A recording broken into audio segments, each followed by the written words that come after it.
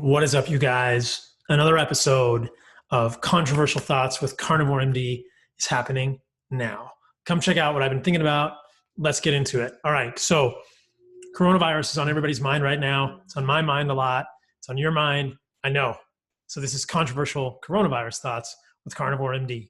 If you saw some of my posts over the weekend, there are two things that are percolating in my brain. Number one is the fact that in Chicago and other places throughout the country, there are observations, again, this is observational evidence, it's not solid data yet, that many people have antibodies to SARS CoV2 and may not have had symptoms, suggesting that the virus is perhaps more distributed in the population than we had previously believed. Perhaps not all of us, but I think many suspected that the virus has been around a little longer than we know, and that more people have been infected than we are currently counting, which would, of course, decrease the case fatality rate by increasing that denominator. Everyone's been talking about the numerator and the denominator recently. Well, the numerator is the number of people that have sadly died from SARS CoV2. The denominator is the number of people who have been exposed to it. A lot of that number, of course, is going to be inaccurate because we don't know who's been exposed, who didn't have symptoms, who didn't go to the hospital, who didn't get tested. We can estimate, but I think that more and more people are beginning to believe that once we have all the numbers, the case fatality rates are going to be less than 0.5% with this virus. Probably more than the flu, but not even an entire order of magnitude greater than the flu, on the same order of magnitude as the flu. So again, it raises questions. Where do we go from here? What are the next steps? I think a lot of people are thinking about a vaccine. And I've got some thoughts about a vaccine and how well it may or may not work in connection with herd immunity and immune system that I'm going to dig into in this video as well. So there are some great websites. A lot of interesting research has come out in the last couple of weeks about the genomic sequence, the genes of SARS CoV2, the genes of this virus that compose it. So what is SARS CoV2? It's a virus. If you guys have seen my other videos, the podcast that I have done, you will know that this is an RNA virus, and it has a few proteins on the surface, an S protein, which is called the spike protein. And I will show you guys a photo of the coronavirus now because it will make more sense in the grand scheme of this video once we get through it all. So this is, I'll do a screen share. You've seen this before. In the previous video I did about coronavirus, you can see it is an RNA virus, is an enveloped virus, meaning it has a lipid bilayer. It has this spike glycoprotein here, RNA on the inside with an N protein there, a hemagglutinin esterase dimer in the membrane, an envelope, which again is a lipid layer, and the RNA in here. So why is this important? Because there have been many interesting reports. This is a really fascinating website called nextstrain.org that you can use to track the mutations in coronavirus. This is nextstrain.org. You can go here, look at the coronavirus. You can look at the mutations. I want to show you a couple of things here first. There is an incredible illustration here that I will show you of how we appear to have reconstructed the way that the coronavirus began. So you can see here in the purple, there is, starting in Wuhan, China, branching out. This is a single strain of coronavirus, or at least this one type. We're seeing color changes. The color changes are mutations, which I will show you again above in the phylogenetic tree. Here it's in Europe. It's already spread to the US. Strains of the US going to Canada. Here are strains from Europe coming to the US, and strains from the US going back to Europe. And again, you can see the graph quickly becomes complex. The colors represent different strains of coronavirus and how they have traveled throughout the world. We can trace this because so many of these strains have now been sequenced in labs, and we can reconstruct the progression of the coronavirus in the last few months. So I'll play that one more time. That's what it looks like in total. We'll play it again here. Starting in China, one strain.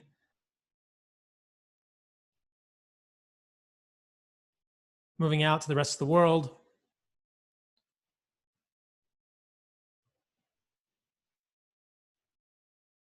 You can follow along up top there with the dates. US, Canada, red, Europe, green. Europe coming to New York, which is apparently where the strain in New York is coming from. US strains coming back. Europe strains going to Australia, Australia strains coming everywhere. Right. At this point, it basically becomes too complicated to follow. But you can see that we can look at the phylogenetic tree, that is the genetics of a coronavirus, and tell where it's been and over what times and try and reconstruct the progression of this virus. You can watch the animation above here on the phylogenetic tree. If you've not seen one of these before, they can be a little complex. On the x-axis, you can see the time frame over which the virus has been tracked, starting in December 17th, 2019. What we know is that it's probably been around before that, with cases even in November in Wuhan. You can highlight parts of this and look at specific strains in different places. This one is from India, Iran. You can see other strains. Again, these are all different genetic variants of a coronavirus. The y-axis is where all of this branches, and you can see that there are over 3,000 variants of coronavirus now detected, which has many questions for how quickly the virus is mutating. It's mutating quickly. But you can see right now there are over 3,000 strains. What's really interesting about this website, if you are very interested in this, is you can see all of the genes here. So coronavirus has about 30,000 base pairs, which includes 15 or so genes. This ORF1A, ORF1B, the S spike protein I talked about, ORF3, the M protein, and a few other genes. And you can look at specific mutations in these genes. For instance, in codon 614, in the S protein, I can see a mutation that is happening. Now, why is this valuable? You can click on this, and then you can see in the phylogenetic tree the two variants of the S site 614, a D and a G in the RNA sequence, and you can see where these two variants are in the world and how they have been separated. Why does this matter? Because if we are going to create a vaccine to a coronavirus, it's probably going to be to one of the surface proteins, like the S protein. So we would want to know how quickly the S protein is mutating, or any of the proteins on the surface of coronavirus, there are not many, may be changing in order to get a sense of how effective a vaccine may be. If we make a vaccine to an S protein and the S protein mutates, the vaccine may not be very effective. Again, also, if the S protein mutates too much, the coronavirus may not be effective either. So we don't know exactly how effective a coronavirus vaccine will be, but sites like this nextstrain.org can give us a sense of how many mutations there have been, where they've been, how to track the virus, and what parts of the virus are mutating. You can see this is the diagram of the coronavirus I talked about earlier with the S spike like a protein, the HE, hemagglutinin esterase dimer in the membrane, the N protein, which is one of those things you can see in the description of where the polymorphisms are, and on and on. This is an interesting article that they reference at nextstrain.org, published on the 17th of March, The Proximal Origin of SARS CoV2 Using Genetic Sequencing.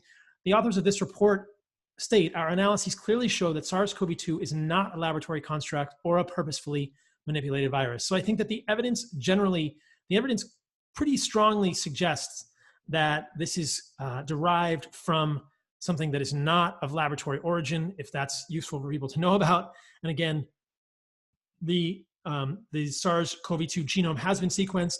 It is about 15 genes, 30,000 base pairs. You can look to see what we know about the various parts of the genome in that analysis. There are a number of interesting articles about this online. Mining the SARS-CoV-2 genome for answers. Again, the same sort of information, trying to understand where this has come from. Did it come from pangolins? Did it come from bats? I think at this point, most things point to bats rather than another source. You can compare coronavirus to influenza. If you're interested to see how a coronavirus looks on nextstrain.org, this is real-time tracking of influenza, which is a flu virus, not a coronavirus. And they're using influenza A. That's Siri jumping in. Influenza A, H3N2. You can see the same sort of diagram. This goes all the way back to May 2013. And you can see the flu virus is also mutating, which is one of the reasons that it is so hard for us to derive a vaccine on a yearly basis that works for the flu virus. As you saw from the animation earlier, as the New York Times reports And many of these genomic sources are now showing most New York coronavirus cases came from Europe. This is kind of a political issue now. I think everyone wants to blame China for New York, when in fact, genetically, it appears that a lot of what happened in New York may have come from Europe, which came from China, but perhaps not directly from China to the US. If you're interested in the other genes in coronavirus, you can use this site. You can just Google ORF1A polyprotein. Again, this is ORF1A, ORF1B, the M protein, the N protein. You can look at what these things do in coronavirus. This one is a cysteine type endopeptidase. It has RNA binding, zinc ion binding, and it induces the virus, induction by the virus of host autophagy. So this protein may induce host autophagy, may be part of the cellular signaling in the cell of our body when the virus invades it to engage in an autophagocytic process and is involved in viral genome replication, viral genome processing. So if this protein gets modified, what does it mean for both treatment? If we have a drug, that is targeting the ORF1A protein, and this protein mutates, then our drug isn't going to work. What we know is that this virus is mutating very quickly. And if we have a drug or a vaccine that is targeting the spike protein, then that may not be as valuable either. So again, the M protein, the membrane protein, you can look at what all of these do. The M protein is evasion or tolerance by the virus of the host immune system. It's part of the viral life cycle. I just looked up what the proteins do. The nucleoprotein N packages the positive strand viral genome RNA into a helical ribonucleocapsid, RNP, et cetera, et cetera. So this is part of how viruses work in the human body. Now, questions for moving forward. I thought that was interesting. Maybe you guys think that's geeky. I think it's fascinating to know how much the virus is mutating, to be able to track the strains, to be able to track where it's come from, and to understand where we're going. Because I think that many of us are beginning to realize that we are in a bit of a predicament right now with social distancing. Yes, it is slowing the spread of the virus. Cases are flattening, thankfully. A lot of healthcare systems are beginning to get this under control. What happens next? What do we do now? Because we can't wait for a vaccine in 12 to 18 months. That may or may not be effective. Again, the virus is mutating. Is the S spike protein going to mutate? Is something else we make the vaccine to going to mutate? Is part of the viral genome that we are creating drugs against going to mutate? We don't know how. We can't pin our hopes on a vaccine or medications. Once we ease social distancing, the virus will likely begin to spread again. And I fear that social distancing may have downsides. Many of you know that I have previously talked about some of the downsides of social distancing, social isolation, less time in nature. To me, it's ridiculous that nature is closed right now.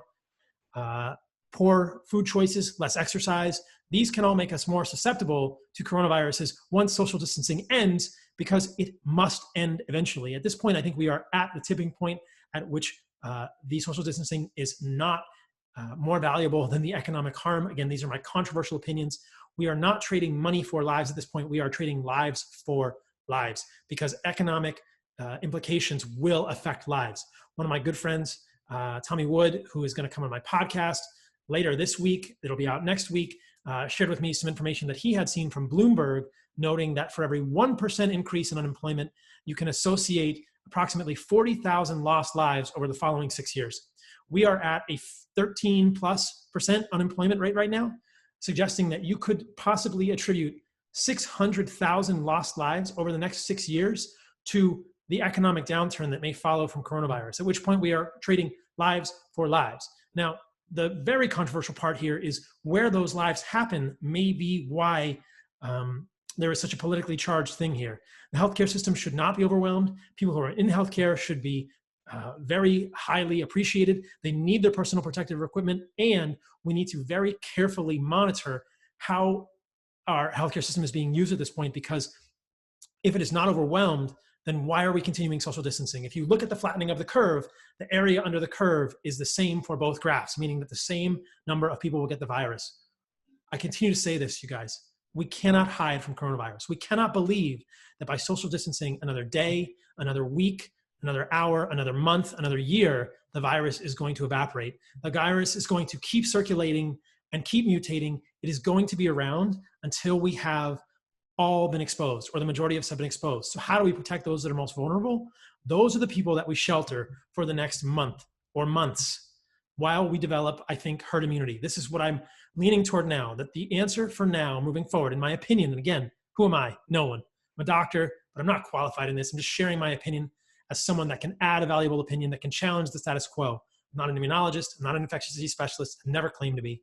But I think that at this point, from my perspective, from everything I've read, I think that herd immunity is probably our best bet, which means getting the young and the active and the metabolically healthy. Listen to my podcast with Stephen Hussey, listen to all the podcasts I've done, listen to all of my posts about what actually constitutes metabolic health, getting the young and metabolically healthy back to work, getting us exposed. And yes, I will volunteer first. Everyone on Twitter is such a bunch of trolls. They say, you go first. Well, I will go first. Look, I'm not worried about coronavirus for myself. I've said this from the beginning. You can go back and look at my tweets from 4 weeks ago saying that I am not afraid of coronavirus. I don't want my parents to get coronavirus, but in order to protect my parents, I would be exposed to coronavirus because I believe that as a healthy individual who is young and metabolically safe, metabolically well, if this virus takes me out, then let it come for me. Because if this virus is going to take someone like myself or you who are metabolically healthy out, then we're all done anyway. And there's nothing we can do, and we can't hide from this virus forever. I don't think it's going to. Like I said in the beginning, I think the case fatality rates are going to be less than 0.5%. And I think that many of us who are young and healthy will be fine. We will develop antibodies. Many of us already have antibodies. And by developing antibodies, we will protect those who are most vulnerable. I think this is the greatest act that we can do for our elderly parents, for those we know in our lives who are not as healthy, is to get out and get back to work and get exposed to this, which is not that crazy a virus. I don't believe in superbugs. I've said this before. I don't believe that coronavirus is a superbug. I should say I don't believe coronavirus is a superbug. I think that coronavirus is exposing how unhealthy we are as a people, how metabolically compromised we are, and how nutritionally bereft our diets are at this point in our evolutionary journey as humans. I don't believe this is a superbug that's going to take us out. And I think that the right way to move forward, in my humble opinion, which is worth whatever you think it's worth, you can just get rid of it if you don't like it, stop watching this video, but is to get people back to work, to move the economy back along, to get young people, healthy people exposed to this virus. We might get a cold, we might get some mild symptoms, we might not even get symptoms, to develop herd immunity and move forward in that way. Another question is this: people are beginning to talk about the fact that there may be reinfection. Now, I am not convinced of this in any way, shape, or form. Tommy sent me this paper this morning, April 13th, 2020. South Korea reports more recovered coronavirus patients testing positive again.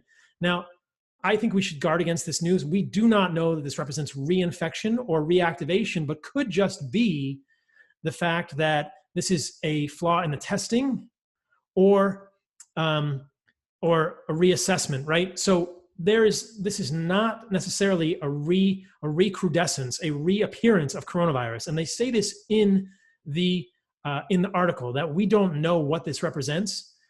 Other experts said faulty tests may be playing a role, or remnants of the virus may still be present in the patient system, but may not be infectious or of danger to the host or others. I think that is the most likely scenario. If we get infected with coronavirus, and then we can get infected with coronavirus again, if we don't have immunity to coronavirus after we get infected with coronavirus, then a vaccine is not going to work. And we are going to be in a world of hurt. But I don't think that that's really how the immune system works as a model system, has worked in the past, or will work with this virus. If we get exposed to something, our immune system will generate antibodies. That is how vaccines work. That is how our immune system works. If that doesn't happen, then we are in a novel situation. I think that is very, very unlikely. And I think it is much more likely that these are faulty tests, or that there are pieces of the virus that are still making positive tests. They don't actually say what type of tests these are in these people, and they are not actually infectious. So I've had a couple of people comment on Twitter when I'm saying we need to do herd immunity. They say, we don't know if we're going to get immunity to this virus. And I think, well, if we don't get immunity to this virus, then no vaccine is going to work in 12 to 18 months. And we have to totally get a whole new perspective on this, because that is a complete change of the paradigm. I think it is much more likely that our immune system will work, that we will get immunity to this virus, and that we can move forward by facing this head on. And by that, I mean we should manage hospital resources, allow for hospitals to not be overwhelmed, perhaps social distance with more strategy, you like that? Social distance with more strategic planning in places where hospitals are more strictly overwhelmed, and in places where they are not, be a little bit more lax, but still be aware of distance between people, hand washing, mask wearing, fine, but we need to be exposed to this virus. We have to face this head on, and getting people exposed to the virus is the only way that I've seen that we are going to move past this virus as the human species, as a population. We can't continue to hide. The virus is not going to disappear. The last thing I'll say is that when I am talking about herd immunity, getting people back to work, people will say, that didn't work very well in New York. And to that I will respond that we didn't do that in New York. We didn't even know what was happening in New York. There was no herd immunity in New York. New York is a very unique circumstance because it's 8 million people in a very small space. There was no social distancing. There was no plan at all in New York. It was people going about their lives normally without sheltering the old and the frail. So there was no intentional distancing. There was no intentional protection with exposure of the young and the healthy in New York. And as I've stated previously, what we consider to be healthy is vastly inaccurate. If we really had good metrics for who is healthy, then we could help people get back to work, give a metric, give an idea. Hey, your fasting insulin is less than 6. You can go back to work, right? This is crazy. This will never happen. I'm just spitballing off the wall and rambling at this point in the video, but you guys get the idea. We need some assessment of nutritional health and metabolic health to understand who is truly healthy, get those people back to work, get children back in schools, get herd immunity going. That is how we are going to move forward from this virus, not by hiding long-term, not by relying on a vaccine, which is 12 to 18 months away, which will have variable, unclear efficacy, and will leave us stranded. So I think we must move forward, and we must all offer opinions. We can challenge the status quo. We must challenge the status quo. We must offer opinions. It is not an act of hate, treason, or social disregard for anyone. Or, I'm not a misanthrope.